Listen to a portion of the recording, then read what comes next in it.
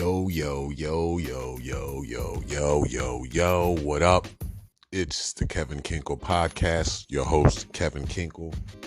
A beautiful Friday night going into Saturday morning. It's a late night. The Denver Nuggets just beat the Golden State Warriors in a very, very good game. Nojic sporting another triple-double. Golden State almost came back at the end to win the game. We had lots of baseball on tonight. The Philadelphia Phillies are up 2-1 on their opponent. The New York Yankees are down 0-2. We had a very big, I repeat, very big blockbuster trade in football with the Carolina Panthers and the San Francisco 49ers. I think it's going to be real beneficial for the San Francisco 49ers to add Christian McCaffrey to their backfield with Deebo Samuel, with their quarterback Garoppolo, and their tight end. They are going to be a problem now. I understand McCaffrey's been hurt, but one of the reasons he's been hurt is because he has all of the bulk of the workload. Now you have a number one receiver. You have a tight end with Kittle, who's efficient. He's not Travis Kelce, but he's efficient. He's one of the best 5 tight ends in the league. And then you have McCaffrey, and then you have Garoppolo. It's a high risk, high reward. You did give up a lot of draft picks, but I guess the GM is looking like it's now or never. And I think they might have struck hot with this. It's a lot of upside to it. It's a lot of risk, but high risk, high reward. So go for that. Friday Night Lights. St. AQUINAS was down 17-7. The number 4 team in the county losing 17-7 to the number 9 team. Why did they come back at the end of the game to win 21-17? Another big win, still undefeated in the conference. From what I understand, there was an interview at the end of the game. The coach was interviewed and the star quarterback was interviewed. Quarterback's been starting for 4 years. He says the key to our team is we have the best offensive line in the county. And I just want to encourage you athletes that sometimes you don't think you're getting the recognition. Offensive lineman is not one of the glory positions. It's not a quote unquote skill position. It's not a running back. It's not a quarterback. It's not a wide receiver. It's not a tight end. It's not on somebody on defense who's going to get sacks and tackles and interceptions and fumble recoveries. No, you're opening up holes for people so they can run through, and you're protecting the quarterback. But it's the most important position on the field. If you don't have these people on the offensive line doing what they're doing, there's nothing that you could do on offense. It starts and ends with the offensive line. St. AQUINAS has the best offensive line in the county. That's why they've been able to put in that work. That's why they have the record that they have. That's why they're ranked in the county. That's why they're undefeated. Keep doing your thing, St. AQUINAS. We see you. East Brunswick had a rough game. Lenape High had a rough game. We see you, little O. We see you, Zaire Fleming, who scored another touchdown on today. Had about 82 yards rushing, 56 yards receiving. Hard fought loss. Good game, though, Zaire. See you out there, little O. Getting the tackles on defense. Getting the pancakes on offense. Keep it up, y'all. I was doing a little bit of homework, a little bit of running around. We have me and my father's football picks. Also want to touch on a little bit of basketball. You know I'm a LeBron stan. My Lakers are 0-2. Not looking too good. We need some shooters. If LeBron has to play like this all year, he going to be gassed. I don't even know if he's going to have enough gas to get that. I know he's going for that scoring record.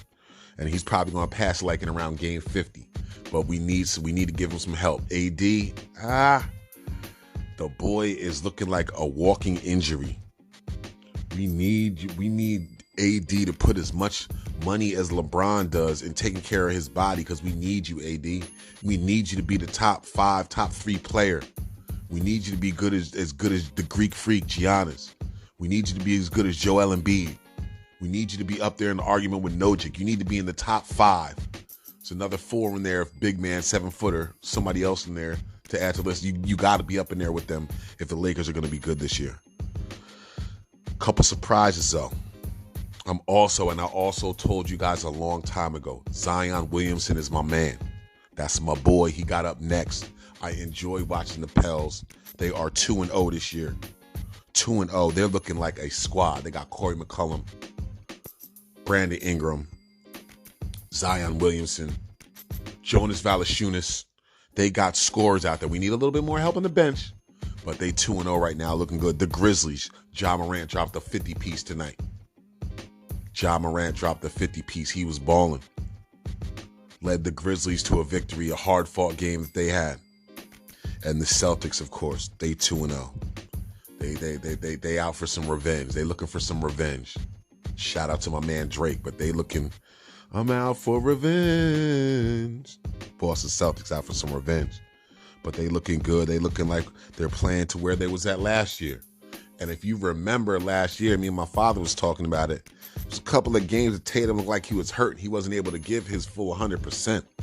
Not to give any excuses, because at that time of the year, you're a professional athlete. Whenever you're in the playoffs or the championship, Super Bowl, whatever have you, you're not really at 100%. You putting your body to the limit all season. It's not too many people that are 100%, but I think Tatum might have been around 50%, but that's neither here nor there. So a whole bunch of things going on in sports. In unrelated sports news, there's a show called The Watcher on Netflix.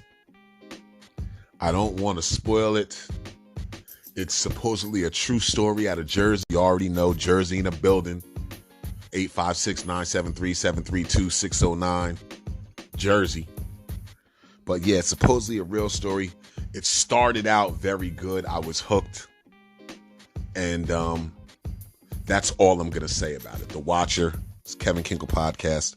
Before I get into me and my Pops football picks, we have a sponsor. Chuck's Buffalo Wings, Route 33 in Hamilton, 731 Route 33, phone number 609-588-0088. Monday through Thursday, they have a special. You buy a large buffalo wing, I think it's $21.99. It comes with 21 wings. You buy a large, you get a small, 14 wings for free. So you get 35 of the best buffalo wings in the state easily. I'll say the county because to me, they're the best in the world. I've been eating these wings since I was in high school. These things are banging. It's Chuck's Wings. It's in Hamilton, 731 Route 33. The number is 609-588-0088. The special, buy a large 21 wings for $21. Get a small free, which is 14 more wings. 35 wings for $21. The blue cheese is off the hook. The celery that comes with the wings, the sauce that they put on the best wings ever, in my humble opinion. So that's Chuck's Buffalo Wings. It's in other spots in Mercer County too. I'm plugging this one. If you're going in there, let them know that you heard about it on the Kevin Kinkle Podcast. They're not going to give you a discount yet, but as they keep hearing about me promoting them, it will be coming soon. So mention my name when you go in there, and we'll be able to work something out in the near future, God willing. Amen. All right, now let's get to these football picks for the week. I have 20 right to my father's 18. We only started 2 weeks ago. And let's get it started. First game is New Orleans at 2-5 versus Arizona. I picked Arizona. My dad picked New Orleans. That game was on Friday, and we know Arizona got the victory. You got the 5-1 New York Giants looking good versus the Jacksonville Jaguars. And the Jags, they're just not up to par with the Giants. They got Saquon Barkley. Quarterback's balling nice. Watch out for them Giants as they go 6-1 this week. I'm telling you right now, we both picked the Giants. Baltimore versus Cleveland. Baltimore has a tough time holding the lead. They lost to Arizona on a comeback in the fourth quarter. They lost to Miami on a comeback in the fourth quarter. And their third loss was to the Giants on a comeback in the third quarter. I believe they have enough firepower with Lamar Jackson to beat Cleveland, who was having an MVP season at the beginning of the year. I don't know if the losses are taken away from that. He needs a little bit more help, but it's still a lot more time. He was looking to get that bread. Samar. We both picked Baltimore. Dallas versus Detroit. Dallas suffered a loss to the undefeated Eagles last week. It's kind of be to expected. 4-2. We're both picking Dallas to beat Detroit, who is 1-4. Green Bay Packers, Aaron Rodgers, they're going through the trials and tribulations. They're only 3-3. Playing Washington Redskins, the worst team in the NFC East. Green Bay beats them. They're going to move to 4-3.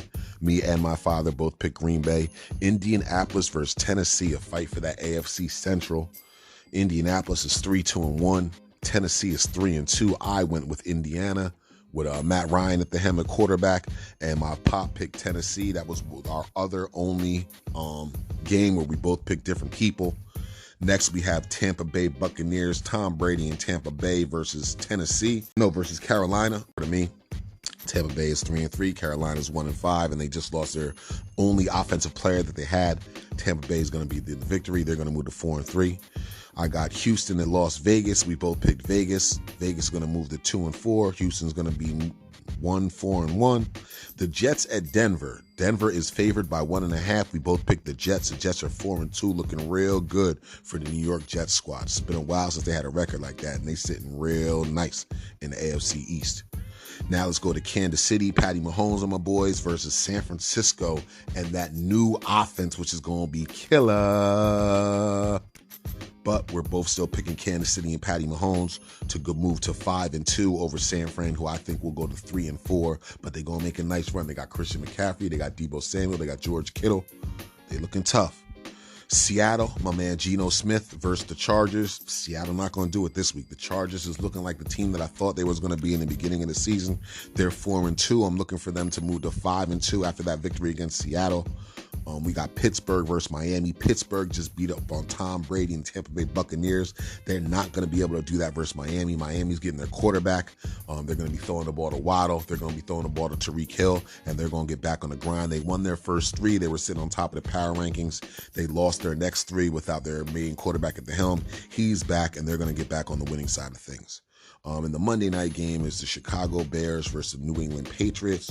New England Patriots, I believe, have a rookie quarterback in for their injured quarterback, and they are going to move to 4-3, and Chicago is going to lose. They're going to move down to 2-5. That is the football wrap-up and our predictions. I hope you guys have a lovely weekend. The next time I will hear from you will be Monday night going into Tuesday to give the football wrap-up. If I'm to do quick power rankings, it's the Eagles who have a bye this week. But the Eagles, number 1 at 6-0, followed by the Bills at 5-1. Then I got Kansas City at 4-2. Then I got the Giants at 5-1. Then I have Minnesota at 5-1. That's the power rankings. Philly 1, Buffalo 2, Kansas City 3, Giants 4, Minnesota 5. All right. I'm happy that y'all spent some time with me tonight. I love talking sports. Go ahead on Netflix if you got some extra time and you're not watching sports. Check out that Watcher conversation we can have here on the Radio Talk with all the other things that I mentioned today. I love you guys. Have a good night. This is the Kevin Kinkle Podcast. Peace.